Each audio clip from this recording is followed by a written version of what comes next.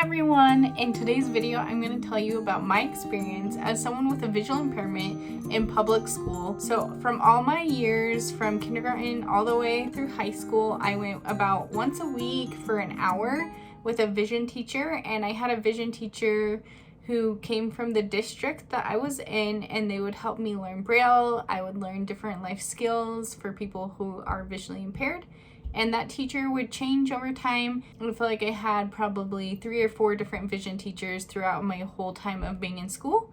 So it was pretty consistent, and I got to know the other teachers when we were on activities and such. So I was familiar with all of the teachers, which was nice. So for my elementary school years, I really didn't feel that different from anyone else. I didn't pay attention to my visual impairment very much. There were struggles that I still had. I couldn't see the whiteboard a lot. Our teachers would decide where to put desks in the classroom, and sometimes they would forget that I had a visual impairment and that I would need to sit closer to the whiteboard and such, especially because I'm old enough that we didn't use technology. We just used the whiteboards and pieces of paper to do things. And because of that, I had to be able to sit closer to the whiteboard.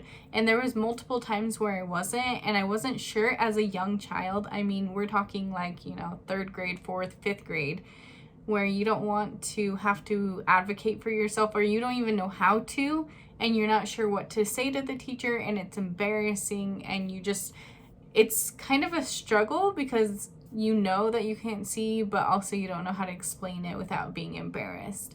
So I remember multiple times where I wouldn't explain it to the teacher, or it would take me a while before I was willing to tell the teacher. I remember a couple of times when I would be more comfortable to tell my parents that I couldn't see, and then they would go in and advocate for me and remind them. However, I remember one time when I was in 6th grade where I was tired of not being able to see, and I really wanted to be able to sit by my friends as a social butterfly that I was. And I was like, if I have to be moved to the front, I'm not going to be able to sit by my friends anymore if they're in the back. And so I went up to my teacher and I was like, hey, so I know you mentioned that we're going to change desks around in a little bit. And he said he just didn't do it because it's like a hard task to figure out who should sit by who. And so I asked him if he would let me take a go at it, and he agreed to it. So I got to arrange the desks exactly how I wanted them, and I was careful to make sure that people got to sit by all of their friends. Probably a bad idea for this teacher to do this, but it was great for me because I was able to put myself near the front and I could still have my friends there. Maybe he knew what he was doing, but I was really grateful that he let me give it a try. He did have to make a few adjustments, which is expected, but that was really nice because I was able to sit where I wanted. Other than just not being able to see a couple of things, there wasn't a ton of struggles in elementary school. Especially socially, I didn't feel any different, and my friends didn't treat me any different, which was really nice. Now moving into junior high, this is where things started shifting for me. People are becoming a little more rude. They're not nice to everyone like they are in elementary school. I remember on my first day of junior high, we had this activity to get to know each other, and one of them was to pay attention to like features of their face so you could get to know them or something weird like that. And so people were looking at my eyes, and it made me so uncomfortable because people would be like, whoa, look, she has 2 different colored eyes, because one of my eyes has more pigment in the iris than the other, and so they look totally different. And so at first I was like, oh, this is kind of cool, but then there was a couple of people who told me that I was weird and that it like my eyes look different and made comments about this. And so after that, I was feeling so subconscious about how my eyes looked, and it was all because of that one activity, that one day on my first day of junior high, which is unfortunate. But that was just the first occurrence of me realizing that my eyes were very different from other people, and I was going to need to find a way to be okay with my own eyes, because that's something that I wasn't capable of changing even though I wanted to. So when I was in school, I never really wore glasses. I would wear them on and off for a couple of reasons. The main one is because they really didn't help my eyes very much. The doctor even confirmed this. He said the prescription is really not that much stronger than what my vision was, and so he didn't know if it would actually help a ton, so I should give it a try and see if it helped. And it didn't really ever help me. And also, I didn't want people to look at me different because my lens were so thick that it made my eyes just look huge and weird. And there were several times where people would make fun of me because of my glasses. And so I just did not want to wear glasses for that reason.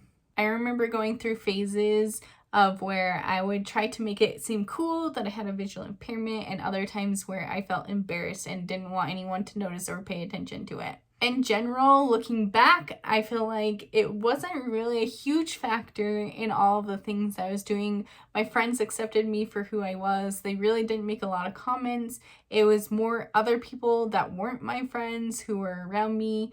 And really, it was just me more in my head as a child thinking it was a bigger deal than it actually was. I remember multiple times when I was in school where I couldn't see something and I didn't want to say anything about it. Like, I even just like associating with friends. I'd have a friend pass me a note and they'd be like, "Here, can you read this note? Ha ha ha, isn't that funny?" And I'd be like, "I have no idea what this note says. They wrote so tiny in like a pink pen and I can't read it, but I'm going to pretend like I can see it because I don't want to be embarrassed saying, 'Oh, actually I can't see that. Can you read it to me?'" Like, what child wants to do that? I definitely didn't. And I wish that I knew when I was a child that it's okay to ask for people to help you. It's okay to admit that you can't see something and have them help you read it, or they can rewrite it, or whatever they need to do to make it more accessible for you.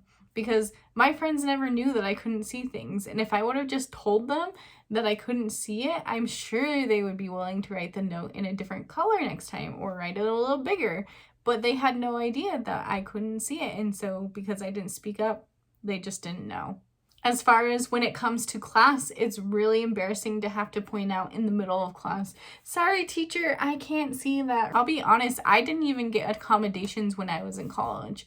And not because I was embarrassed, I just didn't know what accommodations were available. I didn't know how to get them or anything like that. So I think that could be improved in our systems as well. All right, so let's talk about how I had vision classes throughout high school. And in junior high and high school, I really just got to the point where I was embarrassed. I didn't want to be singled out and pulled out of class. People would be like, "Where is she going? Why is she being pulled out of class on a weekly basis?" I was feeling like I had learned the basics of Braille and I was like, I'm never going to use this, so why do I need to learn it? And I'm super grateful that my teachers and my parents pushed me to continue learning, letting me know, it might not feel like right now that you'll ever use this, but maybe in your future you will.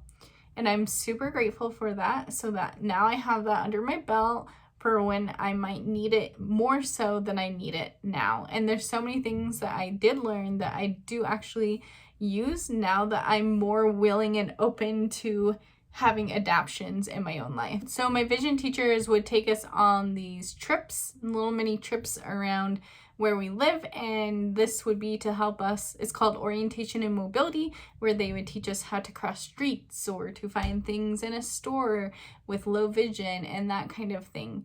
And I always just felt so embarrassed and like I was out of place at these things. A large part of it is because my visual impairment is pretty moderate to mild compared to anyone else that was on this trip. There was a lot of people who were fully blind or mostly blind and they needed accommodations. There was no working around it for them. And so it was like a skill that they needed to learn. And for me, it didn't feel like I needed to learn it. And so this made me feel like I was out of place when I was with my vision group, and then it made me feel out of place when I was with the people who don't have a disability at my school. Now looking back, I'm super grateful that I have a community of people who have disabilities similar to mine and that can understand and relate to me more so. And if I wouldn't have taken those classes, I would have felt even more isolated and different with my disability and not knowing how to navigate it.